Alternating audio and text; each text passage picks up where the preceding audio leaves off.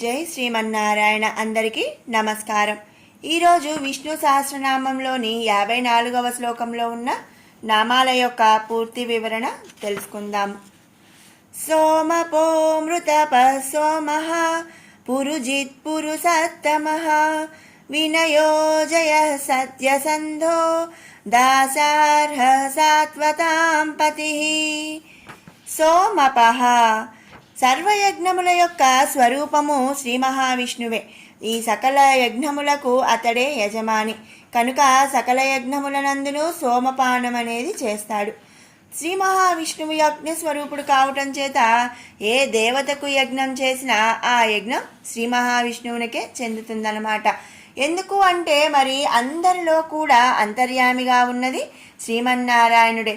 మరి యజ్ఞ దేవత కూడా శ్రీమన్నారాయణుడే కాబట్టి ఆ యజ్ఞం అనేది శ్రీ మహావిష్ణువుకి చెందుతుంది. యజ్ఞ ఫలమును ప్రసాదించినది అతడే. యజ్ఞమునందు హోత్రము చేయునటువంటి వాటిని స్వీకరించినది కూడా ఆ శ్రీ మహావిష్ణువే. కనుక సకల యజ్ఞములకు అధిపతి రక్షకుడు కూడా. మనం స్వామిని ఇక్కడ సోమపః అనే నామముతో స్తుతించుకుంటున్నాము. తర్వాత నామం అమృతపః. అమృతపః అంటే అమృతం అంటే మనకు తెలుసు, క్షీరసాగర మదనంలో పుట్టిన అమృతం అన్నమాట. ఇక అమృతాన్ని మరి తీసుకుంటే ఇక దేవతలకి మరణం లేదు అని చెప్పి మనం చెప్పుకుంటూ ఉంటాము. ఈ యజ్ఞమునందు వేసే హోమద్రవ్యములు అమృత తుల్యములు. అటువంటి అమృతమును పానము చేసినవాడు శ్రీమన్నారాయణుడు. క్షీరసాగర మదనమునందు పుట్టిన అమృతమును సేవించినవాడు శ్రీమన్నారాయణుడు. భక్తుల మనసులందు ఉండు భక్తి అను అమృత భావనమును మరి పానము చేసినవాడు శ్రీమన్నారాయణుడు అనమాట. కనుక అమృతమును పానము చేసినవాడు కాబట్టి శ్రీమన్నారాయణుడిని అమృతపః అనే నామముతో మనం స్తుతించుకుంటున్నాము. తర్వాత నామం సోమః. అమృత స్వరూపుడు. తనను ఆశ్రయించిన వారికి సకల కష్టములను తొలగించి అమృతతుల్యమైనటువంటి సుఖములను ప్రసాదించేవాడు శ్రీమన్నారాయణుడు. శ్రీ మహావిష్ణువును త్రికరణ శుద్ధిగా ఆరాధించిన వారికి శ్రీఘ్రతిన ఇహా పరా సుఖములను ప్రసాదించే అమృతమయుడు శ్రీమన్నారాయణుడు. అందుకనే స్వామిని మనం ఇక్కడ సోమః అనే నామముతో స్తుతించుకుంటున్నాము. తర్వాత నామం పురుజిత్. రామావతారంలో శ్రీ మహావిష్ణువు పరాక్రముల చేత రాక్షసులను, ప్రేమావాత్సల్యము చేత జనుల మనసులను జయించాడంట. శ్రీ మహావిష్ణువు ఆదిదేవుడు కనుక ఆది నుండి రాక్షసులను, దుష్టులను జయించినటువంటి వాడు శ్రీమన్నారాయణుడు. పరమాత్మ స్వరూపుడు కనుక జనన మరణాదులను, గుణములను వంటి అనేకములను జయించినవాడు శ్రీమన్నారాయణుడు. ఇలా అన్నీ జయించినవాడు కాబట్టి స్వామిని పురుజిత్ అనే నామముతో స్తుతించుకుంటున్నాము. తర్వాత నామం పురుషోత్తమః. ఉత్తమమైన పురుషులందు కొలువై ఉన్నవాడు శ్రీమన్నారాయణుడు. భగవంతుడు సకల జీవులందు అంతర్యామి కానీ తన అందు ఉన్న భగవత్స్వరూపాన్ని కనుగొనలేని వారికి ఆ భగవంతుడు తెలియడు. తన అందే ఆ శ్రీమన్నారాయణుడు కొలువై ఉన్నాడని గ్రహించిన వాడే ఉత్తముడనమాట. అటువంటి వాడి అందే పరమాత్ముడు తెలియబడుతున్నాడు. అంటే ఏంటి? పురుషోత్తమః అంటే పురుషోత్తముడు. మరి ఉత్తములలోనే మరి ఉత్తముల ద్వారా తెలుసుకొనబడిన వాడు కాబట్టి పురుషోత్తమః అనే నామముతో మనం స్తుతించుకుంటున్నాము. తర్వాత నామం వినయః. కామక్రోధ మదమాత్సర్యముల చేత, గర్వాహంకారముల చేత లోకధర్మములకు విఘ్నములు కలిగించే రాక్షసాది దుష్టులను కూడా అణిచివేసినటువంటి శక్తి సంపన్నుడు శ్రీమన్నారాయణుడు. అంతేకాకుండా ఈ సకల జగత్తును ఆవరించి ఉన్న మాయను అణచివేయగల శక్తిశాలి కూడా శ్రీమన్నారాయణుడు అనమాట. అందుకనే మనం స్వామిని ఇక్కడ వినయః అనే నామముతో స్తుతించుకుంటున్నాము. తర్వాత నామం జయః. త్రికరణ శుద్ధిగా తనను ఆరాధించి ఆశ్రయించు వారి చేత జయించబడినటువంటి వాడు. భక్తిని ఫలంగా తీసుకొని సకల శుభములు ఫలంగా ప్రసాదించే దివ్యమంగళ స్వరూపం శ్రీమన్నారాయణుడు.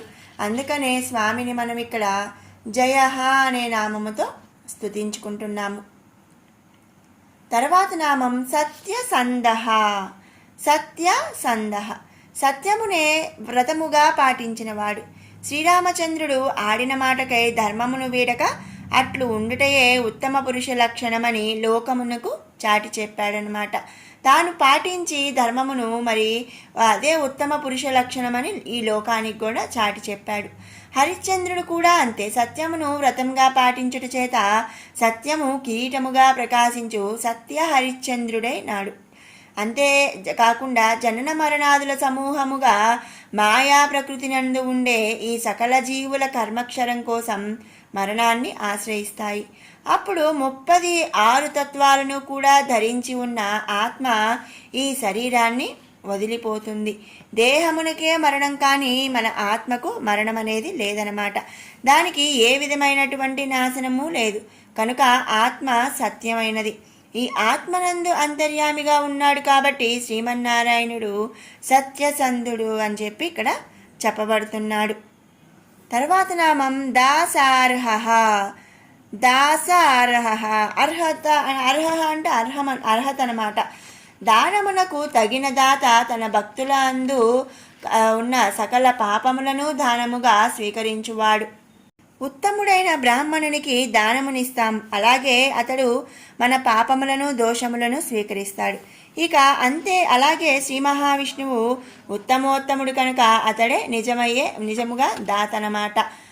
మరి దానము తీసుకునే అర్హత ఉన్నవాడు కాబట్టి స్వామిని ఇక్కడ దాసార్హ అని చెప్పి మనం స్తుతించుకుంటున్నాము. తర్వాత నామం సాత్వతాం పతి. సాత్వతాంశ కలిగి ఉన్నవాళ్ళనమాట. త్రికరణ శుద్ధిగా ఇంద్రియ వికారములను జయిస్తారు. ఎవరండి? సాత్వతాంశ కలిగిన వాళ్ళు. వారే ఆ పరమాత్మతత్వం తెలుసుకొని ఆత్మచేత పరమాత్మను ఆరాధిస్తారు. అటువంటి సాత్వికులకు ప్రభువు శ్రీ మహావిష్ణువు. సాత్వతాం పతి, సాత్విక గుణం కలిగిన వారికి ప్రభువు అన్నమాట. అందుకనే స్వామిని మనం ఇక్కడ సాత్వతాం పతి అనే నామముతో స్తుతించుకుంటున్నాము. ఇది 54వ శ్లోకంలోని నామాల యొక్క పూర్తి వివరణ. ఇప్పుడు 51 నుంచి 60వ శ్లోకం వరకు కూడా ఒకసారి పారాయణ చేసుకుందాము. ధర్మగుప్ధర్మకృద్ధర్మి సదసత్క్షరమక్షరం అవిజ్ఞాతా సహస్రాంశు విధాతా కృతలక్షణః గభస్తినేమి సత్వస్థ సింహో భూతమహేశ్వరః ఆదిదేవో మహాదేవో దేవేశో దేవభృద్గురుః ఉత్తరో గోపతిర్గోప్తా జ్ఞానగమ్యః పురాతనః శరీరభూతభృద్భోక్తా కపీంద్రో భూరి దక్షిణః సోమపోమృతపః సోమః పురుజిత్పురుషత్తమః వినయో జయ సత్యసంధో దాసార్హः సాత్వతాం పతిః జీవో వినయితా సాక్షి ముకుందో మిత విక్రమః అంభో నిధిరనంతాత్మా మహోదధిశయోऽन्तకః అజో మహార్హः స్వాభావ్యో జితామిత్రః ప్రమోదనః ఆనందో నందనో నంద సత్యధర్మా త్రివిక్రమః మహర్షిః కపిలాచార్యः కృతజ్ఞో మేదినీపతిః త్రిపదస్త్రిదశాధ్యక్షో మహాశృంగः కృతాంతకృత్ మహావరాహో గోవింద సుషేణః కనకాంగదీ గుహ్యో గభీరో గహనో గుప్తశ్చక్రగదాధరः వేదాస్వాంగోజితः కృష్ణో దృఢः సంకర్షణోచ్యుతः వరుణో వారుణో వృక్షः పుష్కరాక్షో మహామనాః భగవాన్ భగహానందీ వనమాలీ హలాయుధः ఆదిత్యో జ్యోతిరాదిత్యः సహిష్ణుర్గతిసత్తమః.